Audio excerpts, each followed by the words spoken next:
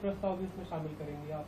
जो पिछली मीटिंग का प्रपोजल था उतना ही काम करेंगे? नहीं, पिछली मीटिंग में ही हमने सारे एमएलएस को बोला था कि जो जो काम कराना है वो प्रस्ताव आप लोग दे दीजिए। तो अगर इसके अलावा कोई और प्रस्ताव अगर आता है तो फिर उस पर बोर्ड विचार करेगा। सर, एक और सवाल है पानी को लेकर। दिल्ली में पहले भी आपकी सरकार ये वादा करती रहेगी घर घर टोटी से पानी दिया जाएगा, लेकिन अभी भीषण गर्मी में बहुत ज्यादा क्राइसिस आ गया है। कई बार सीएम केजरीवाल भी ये वादा कर चुके हैं, तो ये संकट क्यों आ रहा है और इस पर क्या कर रही है सरकार? मेरे ख्याल से इसको लेकर के हमारे जल मंत्री ने काफी स्थिति को स्पष्ट कर दिया। दो चीजें हैं, एक तो इस बार गर्मी जो बढ़ी है, टेम्परेचर बढ़ा है, उससे जो है लोगों की वो डिमांड बढ़ी है। दूसरा, जैसा सुप्रीम कोर्ट ने, जब सुप्रीम कोर्ट में हम लोग गए थे तो सुप्रीम कोर्ट ने कहा कि भाई इसका समाधान, क्योंकि दिल्ली पानी पैदा नहीं करता है, हिमाचल से पानी चलता है, फिर हरियाणा के माध्यम से यहाँ आता है। तो सुप्रीम कोर्ट ने ये निर्णय दिया था कि हिमाचल जो पानी दे एक्स्ट्रा और हरियाणा जो है यहाँ तक पहुंचाए, उसको लेकर के हरियाणा की जिस तरह से सरकार में सक्रियता चाहिए वो नहीं दिख रही है। तो इसको लेकर के भी लगातार इस पर काम हो रहा है, बात कर रहे हैं लोग। दिल्ली के अंदर जो पानी है उसको कहीं लीकेज हो रहा है या कहीं अगर उसका कोई दुरुपयोग कर रहा है, उसको लेकर के भी सरकार ने जो सभी हमारे एडीएम हैं, एसडीएम हैं, उनकी ड्यूटी लगाई है कि यहां जो पानी का अगर अपव्यय हो रहा है, अगर बर्बाद हो रहा है तो उसको चेक किया जाए।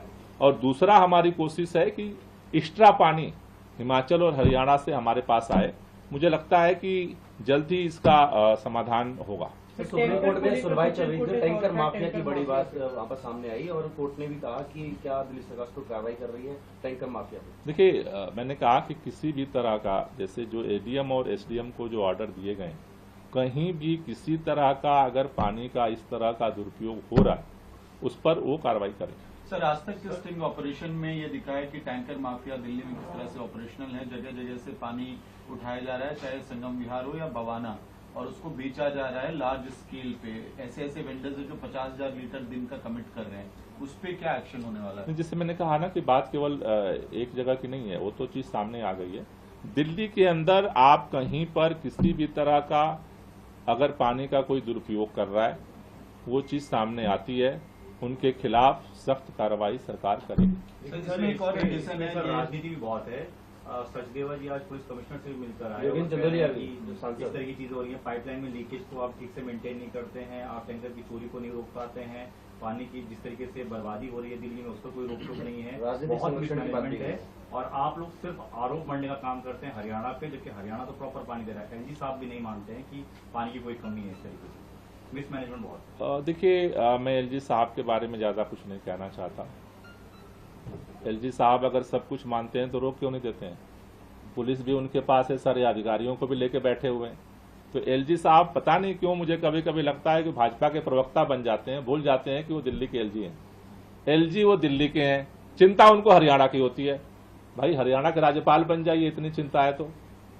मुझे लगता है कि देखिए क्या होता है दिल्ली के अंदर, ये सबको पता है कि दिल्ली की एक अकेली सरकार है जो विपरीत परिस्थितियों में भी जूझ करके जनता के लिए काम करती थी, करती है और करती रहेगी। ये सबको पता है। आज दिल्ली के मुख्यमंत्री को उठा करके जेल में डाला गया, दिल्ली के उप मुख्यमंत्री को उठा करके जेल में डाला गया, दिल्ली के स्वास्थ्य मंत्री को उठा करके जेल में डाला गया। क्यों डाला गया? काम रोकने के लिए तो डाला गया है, चीजें रोकी जाए इसलिए तो डाला गया है।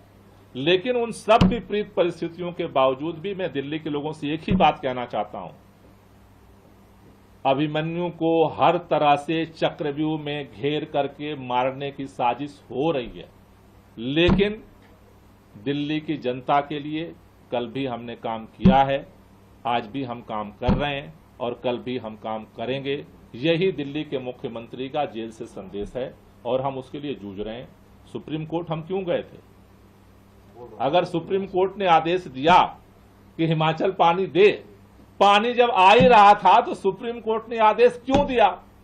एक बार तो वीरेंद्र सचदेवा से कोई पूछे कि अगर पानी सब आ ही रहा था तो सुप्रीम कोर्ट को ये आदेश देने की जरूरत क्यों पड़ गई? नहीं आ रहा था तभी तो उसको समझ में आया कि पानी एक्स्ट्रा मिलना चाहिए। तो वो तो सुप्रीम कोर्ट को भी नहीं मानते, सरकार को भी नहीं मानते।